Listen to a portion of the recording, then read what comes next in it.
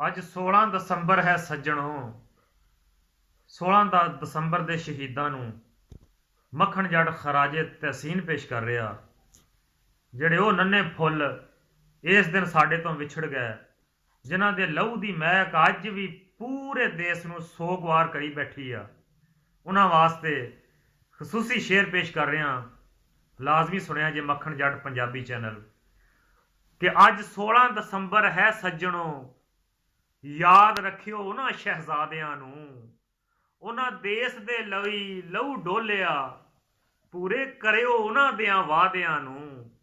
ਉਹਨਾਂ ਦੇਸ਼ ਦੇ ਲਈ ਲਹੂ ਡੋਲਿਆ ਸੀ, ਪੂਰੇ ਕਰਿਓ ਉਹਨਾਂ ਦਿਆਂ ਵਾਅਦਿਆਂ ਨੂੰ। ਤੇ ਲਹੂ ਉਹਨਾਂ ਦਾ ਅੱਜ ਵੀ ਮਹਿਕਦਾ ਏ, ਉਹ ਫੁੱਲ ਗੁਲਾਬ ਸੀ ਮਾਵਾਂ ਦੇ। ਲਹੂ ਉਹਨਾਂ ਦਾ ਅੱਜ ਵੀ ਮਹਿਕਦਾ ਏ, ਉਹ ਫੁੱਲ ਗੁਲਾਬ ਸੀ ਮਾਵਾਂ ਦੇ। ਉਹ ਸਾਨੀ ਉਹਨਾਂ ਦਾ ਲੱਭੀਏ ਹੋਰ ਕਿਹੜਾ, ਉਹ ਤੇ ਲਾਜਵਾਬ ਸੀ ਮਾਵਾਂ ਦੇ। ਸਾਨੀ ਉਹਨਾਂ ਦਾ ਲੱਭੀਏ ਹੋਰ ਕਿਹੜਾ, ਉਹ ਤੇ ਲਾਜਵਾਬ ਸੀ ਮਾਵਾਂ ਦੇ। ਤੇ ਉੱਥੇ ਰੋਕਿਆ ਕਿਸੇ ਨਹੀਂ ਜ਼ਾਲਮਾਂ ਨੂੰ, ਲਹੂ ਡੁੱਲਦੇ ਰਹਿ ਸ਼ਹੀਦਾਂ ਦੇ। ਉੱਥੇ ਰੋਕਿਆ ਕਿਸੇ ਨਹੀਂ ਜ਼ਾਲਮਾਂ ਨੂੰ, ਲਹੂ ਡੁੱਲਦੇ ਰਹਿ ਸ਼ਹੀਦਾਂ ਦੇ। ਤੇ ਮਾਂ ਬਾਪ ਵੀ ਅੱਜ ਵੀ ਦੁਖੀ ਨੇ, ਉਹ ਮਾਂ ਬਾਪ ਤੇ ਅੱਜ ਵੀ ਦੁਖੀ ਆ। ਉਹਨਾਂ ਮਾਂ ਬਾਪ ਦਾ ਤੇ ਅੱਜ ਵੀ ਫੱਟ ਭਰਾਣਾ ਨਹੀਂ ਹੋਇਆ।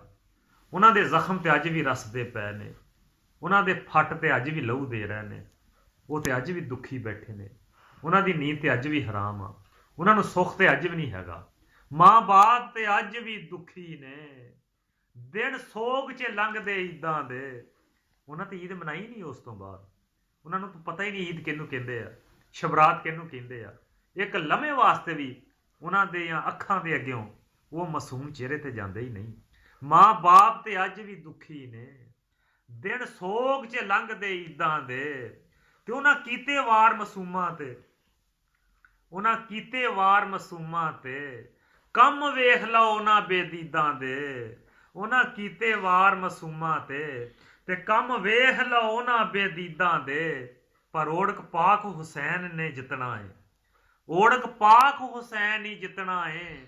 ਉਹ ਬੇੜੇ ਗਰਕ ਹੋਣੇ ਯਜ਼ੀਦਾਂ ਦੇ, ਓੜਕ ਪਾਕ ਹੁਸੈਨ ਹੀ ਜਿੱਤਣਾ ਏ। ਹੁਣ ਬੇੜੇ ਗਰਕ ਯਜ਼ੀਦਾਂ ਦੇ। ਤੇ ਮੱਖਣ ਜੱਟ ਸਲਾਮ ਹੈ ਪੇਸ਼ ਕਰਦਾ, ਮੱਖਣ ਜੱਟ ਸਲਾਮ ਹੈ ਪੇਸ਼ ਕਰਦਾ।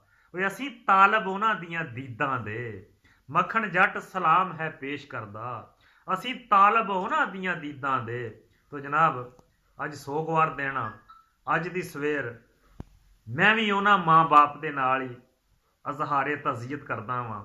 ਮੈਂ ਵੀ ਉਸ ਮਾਂ ਬਾਪ ਦੇ ਨਾਲ ਹੀ ਦੁਖੀ ਹਾਂ, ਜਿਨ੍ਹਾਂ ਦੇ ਨੰਨੇ ਫੁੱਲ ਅੱਜ ਮੁਰਝਾ ਗਏ, ਜਿਨ੍ਹਾਂ ਦੇ ਬੱਚੇ ਅੱਜ ਉਸ ਮੈਦਾਨ 'ਚ ਰੋਲ ਦਿੱਤੇ ਗਏ, ਜਿਨ੍ਹਾਂ ਦਾ ਲਹੂ ਡੁੱਲਦਾ ਰਿਹਾ। ਮੈਂ ਦੁਆ ਗੋਵਾਂ ਕਿ ਉਹਨਾਂ ਬੱਚਿਆਂ ਦਾ ਲਹੂ ਰਾਏਗਾ ਨਾ ਜਾਵੇ, ਉਹਨਾਂ ਦਾ ਲਹੂ ਇਸ ਦੇਸ਼ ਦੇ ਬੂਟੇ ਦੀਆਂ ਜੜ੍ਹਾਂ ਨੂੰ ਲੱਗੇ ਤੇ ਇਹ ਫੁੱਲ ਤਰੋ ਤਾਜ਼ਾ ਹੋ ਜਾਵੇ। ਤੇ ਜ਼ਾਲਮਾਂ ਵਾਸਤੇ ਉਹਨਾਂ ਦਾ ਲਹੂ ਤੂਫਾਨੇ ਨੂੰ ਬਣ ਜਾਵੇ, ਅਜ਼ਾਬੇ ਨੂੰ ਬਣ ਜਾਵੇ। ਕਿਉਂਕਿ ਇਹ ਜਿਹੜਾ ਬੇਗੁਨਾਹਾਂ ਦਾ ਲਹੂ ਹੁੰਦਾ ਵਾ, ਇਹ ਕਦੀ ਵੀ ਰਾਏਗਾ ਨਹੀਂ ਜਾਂਦਾ। ਇਹ ਜ਼ਾਲਮ ਵਾਸਤੇ ਮੌਤ ਆ, ਮਜ਼ਲੂਮ ਵਾਸਤੇ ਦਲਾਸਾ ਵਾ। ਤੋ ਅੱਜ ਦੇ ਦਿਨ ਮੈਂ ਉਹਨਾਂ ਸ਼ਹੀਦਾਂ ਨੂੰ ਸਲਾਮ ਪੇਸ਼ ਕਰ ਰਿਹਾ। ਤੋ ਮੱਖਣ ਜੱਟ ਪੰਜਾਬੀ ਚੈਨਲ ਗੱਲ ਚੰਗੀ ਲੱਗੀ ਹੋਵੇ ਤਾਂ ਸ਼ੇਅਰ ਕਰਿਓ, ਲਾਈਕ ਕਰਿਓ, ਸਬਸਕ੍ਰਾਈਬ ਵੀ ਕਰਿਓ। ਅੱਲਾ ਹਾਫਿਜ਼।